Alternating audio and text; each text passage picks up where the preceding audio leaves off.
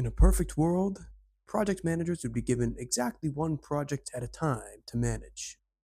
In this situation, we'd have more than enough time to focus all of our energy and attention on getting that one project done before we even think about taking on another one.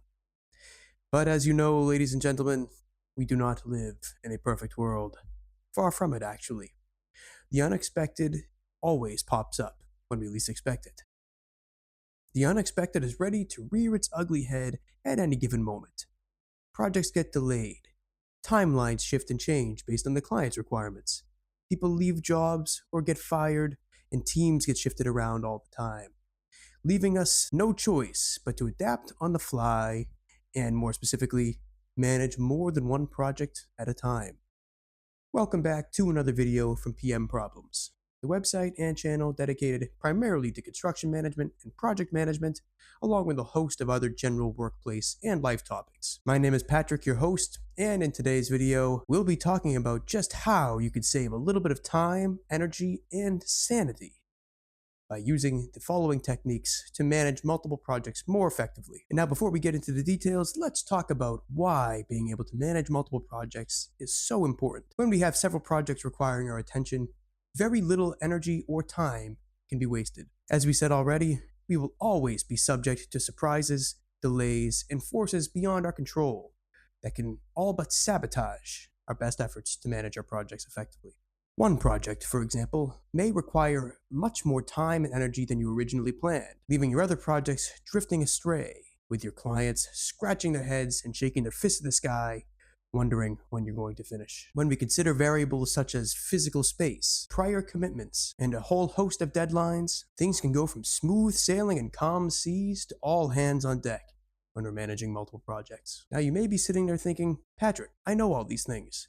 I live this reality every day. I just want to know what to do to be able to manage multiple projects without losing my sanity. Without further ado, let's go over 10 techniques and strategies you can start using today to manage multiple projects more effectively. These strategies and examples are what I discovered with boots on the ground as a project manager myself over the last 15 years, and I can assure you that by employing all of these, you will have a much easier time managing multiple projects, and who knows, maybe even right off into the sunset. So, let's get started. So the first technique on our list is streamlining communication. People are the most essential resource that any project can have, after all. The communication between them must be clear, concise, and efficient. This is why it's important to make communication between all parties very simple.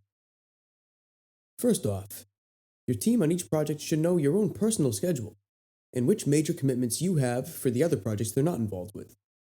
Personally, I like to have a group email chain where I issue my own personal schedule for the next few weeks to all of my teammates. And when I say personal schedule, I mean specific obligations I have, including meetings, deadlines, and so on. The next step is to identify to your teammates, clients, and other parties involved who they should reach out to for certain requests. If you have a teammate who is responsible for technical questions, they should be the point of contact rather than you. The same can be said for issues related to billing, payments, and various administrative requests. This leaves you less susceptible for interruptions or being stuck in the middle. But for best results, you should be at least copied on any emails related to those requests, so you can stay in the loop in real time. Apps that are specifically made for project management can make it easy for all teammates to see the same information and share to-do lists, coordinate completion of tasks, and so on. Each user can make updates as needed, which everyone else can see in real time. Group text threads in group chats can save time when communicating quick, small pieces of information that everyone needs to know. And emails should be used as official record for important updates, document sharing, and so on, but are not good for lots of back and forth chatter. Emails should be reserved for important information only, for the most part. And next on our list is setting short-term goals. Knowing exactly what will be happening 6 months from now is impossible, but knowing what will be happening a week from now is doable. It's essential that we identify exactly what needs to be done on each of our projects in the short term. This can be as simple as writing a brief outline over what needs to happen on each project in the next couple of weeks and issuing it to all teammates, so everyone can be working off the same list. The most important part is that all teammates know what needs to be done in the short term. Short-term goals are also easier to work towards and approach. When anything is broken down into smaller steps, it always seems so much simpler to take on. And even when we're managing multiple projects, we can only be at one place at one time. Short-term goals for our team should be clear, actionable, and reasonable, so that you know these tasks can be worked on when you're spending time on another one of your projects, and can't be there to supervise directly. But sometimes you gotta all be in the same room. So that's why scheduling regular meetings is also very important. Scheduling regular meetings with teammates and clients on each of your projects is essential for a few reasons. First off, meetings have a cycle. Ideally, an agenda is sent ahead of time, outlining what needs to be discussed in the meeting so attendees can prepare accordingly. The meeting should follow the agenda with a designated person taking notes. The notes are then sent out as meeting minutes to all of the attendees shortly thereafter, letting them all know what needs to be done before the next meeting. The cycle continues the next week, and the week after that, and the week after that. This is the cycle that all meetings should follow because it sets the pace for all involved and takes the entire project from week to week. And when meetings are regularly scheduled, everybody knows exactly when they'll need to have their tasks completed. Setting up routine meetings for multiple projects makes exchanging important information and having necessary discussions so much easier. Not to mention, people that need something from you will know when they have access to you. This should help minimize extra calls and emailing in between meetings, which just take up time. The fourth strategy on our list is combining tasks by type whenever possible. There's an expression I've heard about getting a lot done that goes, do all like things at once. This is a very advantageous philosophy when it comes to managing multiple projects effectively. For example, it makes sense to spend time reviewing and sending emails for several projects at once, because you're already sitting at your computer going through your inbox and doing that process for one project. So why not do it for multiple? The same can be said for making phone calls. With that in mind, it also helps to get on a routine for the more important, significant tasks. Personally, I like running cost reports and working on client invoicing for multiple projects all at one time. Because like we said about emailing and calls, I'm already doing it for one project. The process is already in motion. I do the same thing for updating my to-do list or planning out the next few weeks and looking at the big picture, handling multiple projects in one swoop. You can also break down work tasks by the physical location you must do them in, i.e. in the office, when you're at home, traveling, on a job site, etc. Strategy number 5 on our list is to work efficiently, both in terms of effort and in terms of flexibility. Work smarter, not harder, takes on a whole new meaning when managing multiple projects. Because as you know, there's little room for error or time wasting in that process. I did a video last year on my channel about 10 ways we can boost our productivity. I'll link to that in the description below, so feel free to check it out if you like. But in the spirit of working efficiently, let me give you a few points here to save you time. As we said before, all meetings must follow a written agenda that's sent out beforehand, as well as the recording and issuance of meeting minutes following it, so everybody has the same record as to what was discussed and which actionable steps need to be taken accordingly. Another strategy is to get work into other people's hands first, and then focus on your own work after that. For example, any work that requires others' involvement, like delegating new tasks, following up on existing processes, and general team meetings, should be done in the morning. That way, your teammates or anybody else involved can be working on what you discussed that morning, while you're also getting your own work done in the afternoon, therefore getting more done simultaneously in the same window of time. And a third technique I highly recommend is to use rough drafts whenever possible. Creating rough drafts or outlines takes very little time in comparison to producing a polished final draft, despite being able to convey much of the same information. When collaborating with others, create quick drafts and outlines for them to review. You'll get the same feedback for only the fraction of the time invested. And a little bonus tip here in terms of working efficiently, using the laptop and phone to their fullest potential is another great way to remain flexible. This eliminates the dependence of being bound to one location. Techniques to do that include conference calls in place of meetings, screen sharing to review documents with teammates, and going paperless whenever you can. Now, before we move on to the next category, I'd like to take a moment to mention that I offer virtual one-on-one coaching for project managers. Whether you're a new project manager just starting out in the industry, or if you're a more experienced PM looking to discuss a detailed topic, I offer both 30 and 60-minute Zoom sessions that you can schedule at your convenience at a time that works for you. To learn more or to book a session today, check out the link in the description below for more information. The next strategy on our list is to delegate all non-critical tasks. When managing multiple projects effectively, we must focus our precious time on the most important tasks first, and we must make sure that we delegate less critical tasks so we don't get hung up on them ourselves. A quick rule of thumb is that if it doesn't involve cost, quality, or schedule, it's unlikely that it should be among your top priorities. Another way to think about tasks is about how much time they take up relative to their value. For instance, entering data for hours into a spreadsheet that's only a small part of your project is definitely not worth your time when you're a PM managing multiple projects at once. This type of task should be delegated. A good PM will stay on top of everything that needs to get done today. But a great PM will do that while also planning for the days and weeks to come. So if you can't seem to find the time to be able to look ahead and plan and strategize accordingly, I highly recommend that you consider which tasks are taking your time and whether or not any of them can be done by somebody else instead. Now, number 7 on our list of strategies to manage multiple projects effectively is to identify the most important parts of each project. The Pareto principle states that 80% of results come from 20% of our actions. When managing multiple projects, we must know exactly which parts of the project fall into this 20% category. So what makes a task fall into that category? A top 20% task will usually have at least one of the following characteristics in my experience.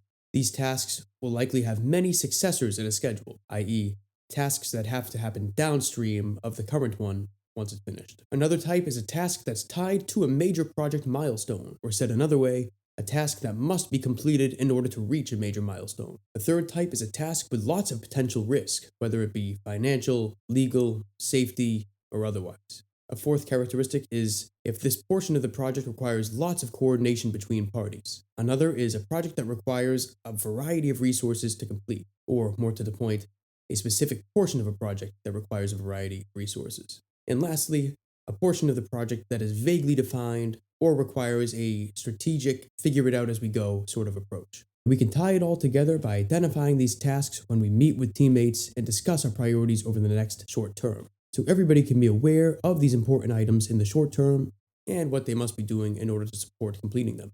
Knowing these most important critical parts of each project you're in charge of will make it a lot easier for you to manage multiple projects effectively. So strategy number 8 is to have a thorough understanding of each project's budget. As a PM, we'll always need to worry about money. Just like we must identify the most important parts of the project, we must also identify the largest, most important portions of the project in a budget. In the prior section, we spoke about how to identify the most important parts of a project based on their characteristics. When it comes to budgeting, it's a bit simpler. You look through the budget and identify the largest items in it. More often than not, the portion of the project with the highest dollar value will also be considered one of the most important based on the list in the prior section, such as reaching certain milestones, high-risk tasks, work involving lots of coordination, etc. It's not always the case, of course, but it correlates this way fairly often. On each of your projects, there will be a handful of these items that are worth a large portion of the total project's value. So it's essential to know what they are and manage them as best as possible for maximum financial results. Item number 9 on our list is to develop a standard operating procedure for each project. In military operations, soldiers must react quickly to surprises and changes. These situations are usually dangerous and often life-risking. There's no time to worry about responsibilities and protocol. These things must be automatic at that point. These soldiers have been trained over and over and over again on these standard operating procedures, so they act immediately and practically subconsciously when the appropriate time comes. So one easy way you can do this is to think of all the various tasks and activities that go into each of your projects and develop a routine procedure for each one of them. Here are a few examples. All project files should get saved in specific folders in a shared location, so everybody knows where to look for a file and where to save them when needed. They should also be named in a certain way so as to minimize time wondering which file is the correct one or possibly referencing the wrong document. Another procedure can be to run and review cost and production reports on a certain day every single week. That way you're in a consistent habit of knowing when the costs need to be updated accordingly and when you're scheduled to review them, because reviewing essential reports like these on a regular basis helps us stay on top of the project as a whole, as well as keeping us looking ahead to spot any issues, etc. Another procedure can be to follow a chain of command when it comes to issuing and sending out important documents like letters, invoices, and legal matters. The standard procedure can include the appropriate party sending it to you via email for review and copying relevant parties as well in the same chain. The list can go on, but you get the idea. But none of this really matters if your team members don't know what these SOPs are. They're only as good as how often they're actually followed, after all. So it's important to write all of these standard procedures down in a central location where all team members can review and reference them routinely. Managing multiple projects effectively becomes predictable and efficient when the same procedures are followed over and over again. And last on our list of strategies to manage multiple projects effectively is certainly not the least, and that is to identify time-wasting activities. Any tasks or routines that are time wasters should be done away with completely, if possible anyways. It's not always easy to identify time-wasting activities that you may be facing. So here are some common ways that people waste time across all kinds of different projects. Meetings that aren't structured or focused in intent. Time traveling back and forth midday between projects. Having meetings at times or locations that aren't favorable due to logistics, such as distance, time and traffic, etc. Doing things the old way that become much simpler with technology. Being the point of contact for small, unimportant things, like we discussed in section 1. Any processes that are redundant or done twice, 3 times, or more. Too much information being exchanged via email, or more specifically, too many emails being sent back and forth that don't follow any sort of structure, and lastly, writing lots of really long, important emails that should at least be discussed in a conference call due to the complex nature of what's involved. And it should go without saying that teammates spending too much time on extracurricular activities, like social media and whatnot, should at least be addressed when needed. Just like in any workplace, if a teammate refuses to stop playing Angry Birds or scrolling TikTok, they may have to be removed from the team. Of course, some time wasted on these things is to be expected because we're all human after all, but you've already got multiple projects to manage, so there's no room for hours of social media during the workday. As a project manager, having to manage multiple projects simultaneously is a rite of passage we all need to go through at some point. Although even the best of us go through crazy and hectic times no matter what, you are now armed with 10 strategies and techniques that you can start using right away to survive the world of project management. Although that may be a little dramatic, using these strategies and examples will save you time and energy, all while getting more things done, hitting your deadlines, juggling those projects effectively, and who knows, maybe even getting a good night's sleep once in a while. And that'll wrap up today's video. So what do you think? Is there anything you'd add to this list? Let me know what you think down in the comment section below. And if you enjoyed today's video, giving it a like and sharing it with someone you think would find it helpful is greatly appreciated. Your support does not go unnoticed. And if you'd like to stay in touch for future videos, please consider subscribing to the channel. Once again, your support does not go unappreciated. I'd love to have you be a part of our community for the next video. And, we can hang out a little more once again. And last but not least, if you are interested in one-on-one coaching, check out the link in the description below for more information or to book a session with yours truly. So until next time, this is Patrick from PM Problems signing off. Cheers. Oh, and PS, if you're interested in purchasing one of these I Heart PM mugs with a twist, you can check out the link in the description below on how you can buy this exact mug or a similar one in another color, as well as shop our online spring store.